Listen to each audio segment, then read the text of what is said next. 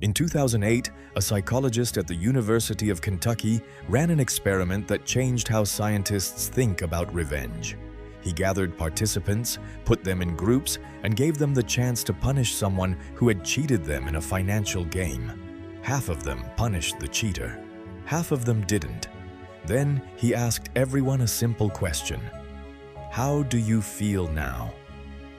The people who got their revenge felt worse than the people who didn't. Not slightly worse, significantly worse. They had spent more time thinking about the person who wronged them, more time reliving the betrayal, more time consumed by what had happened. The people who did nothing had already started to move on. This result has been replicated across dozens of studies since, and it reveals something deeply uncomfortable about human nature. The thing we are most certain will make us feel better is the thing most likely to make us feel worse. To understand why revenge fails, you first have to understand why it feels so necessary. The desire for revenge is not a character flaw. It is not pettiness.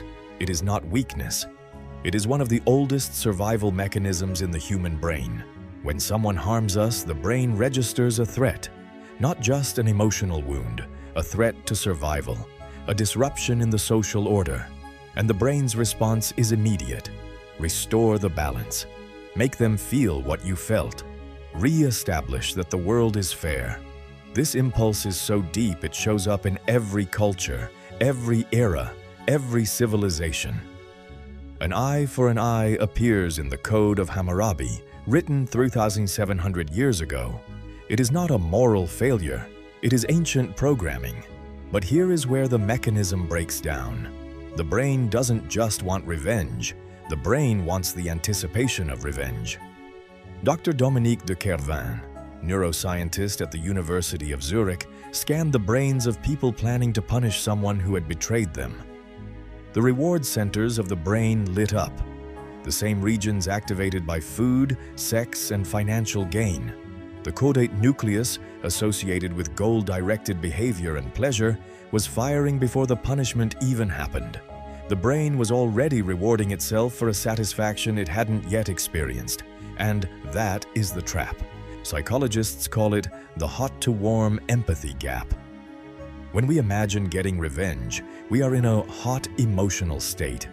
The injustice is fresh, the pain is real, and in that hot state, we are completely certain that punishing the person who hurt us will feel extraordinary.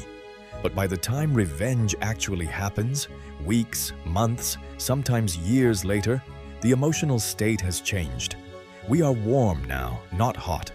The wound has partially healed, the intensity has faded, and the revenge, when it finally arrives, lands in a completely different emotional context than the one in which we imagined it. It feels smaller than expected, flatter, less satisfying. Research by Daniel Gilbert, Harvard psychologist, author of Stumbling on Happiness, shows that humans are systematically wrong about what will make them feel good in the future. We are especially wrong about revenge. In one study, participants predicted how good revenge would feel. Then they took their revenge. Then they reported how it actually felt. The gap between prediction and reality was enormous, and the reason is simple. We imagined the revenge without imagining what comes after, the moment of payback, and then, still there, still alive, still having to live your life. The person who hurt you still exists. The fact that they hurt you still happened. Revenge changes none of that. Here is what the neuroscience actually shows.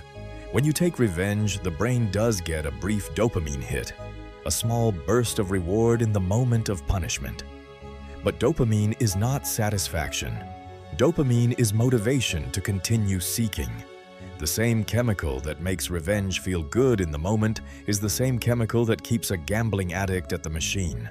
It doesn't signal arrival, it signals keep going. Dr. Jeff Stuewig, forensic psychologist at George Mason University, studied people who had acted on revenge fantasies. His finding: the act of revenge did not close the psychological wound. It reopened it, because in order to plan revenge, you have to keep the injustice alive. You have to rehearse it, relive it, Maintain the anger.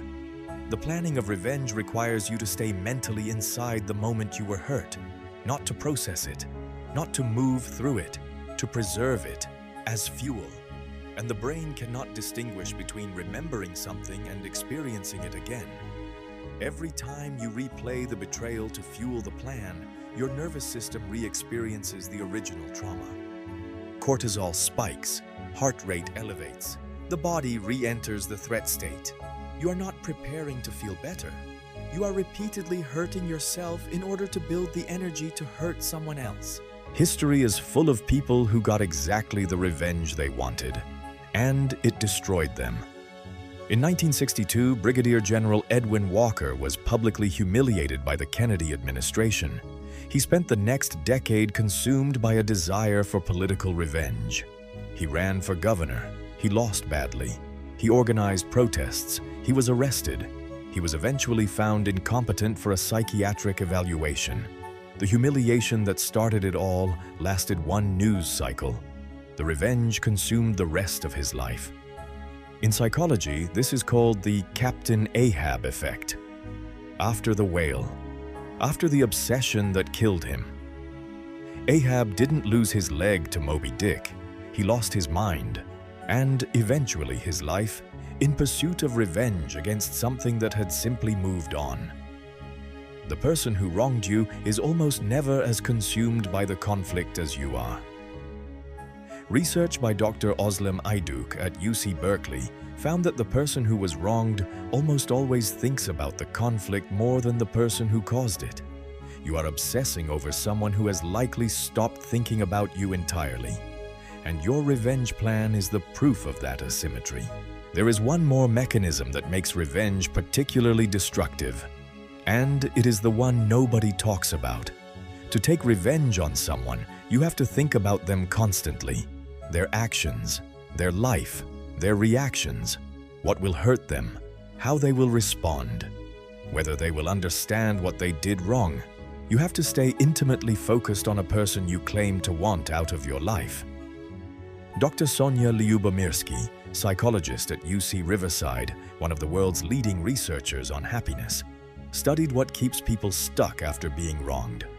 Her conclusion: rumination, not the injury, not the person who caused it, but the mental act of replaying the injury over and over. And revenge, by its very nature, requires rumination.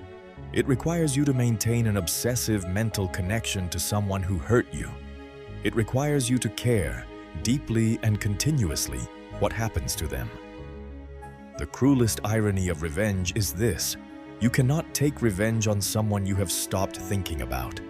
And if you've stopped thinking about them, you don't need the revenge anymore. The desire for revenge is proof that the person still has power over you. And acting on that desire extends their power. Every plan, every move, every execution, they are still controlling your time, your thoughts, your emotional state.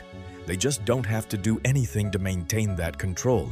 You are doing it for them. Here is what the research consistently finds about people who successfully move on after being wronged. It is not that they got even. It is not that they found justice. It is not even that they forgave, at least not in the traditional sense. The single most consistent predictor of recovery is the moment the injured person stops making the injustice the center of their story. Not because what happened wasn't real, not because the other person was right, but because keeping the wound open keeps you defined by it. Dr. Fred Luskin, Stanford University, director of the Stanford Forgiveness Project, spent years studying people who had been severely wronged. Violent crime victims, families of murder, survivors of war. His conclusion: forgiveness is not about the other person. It is about refusing to let what happened to you determine who you are going to be.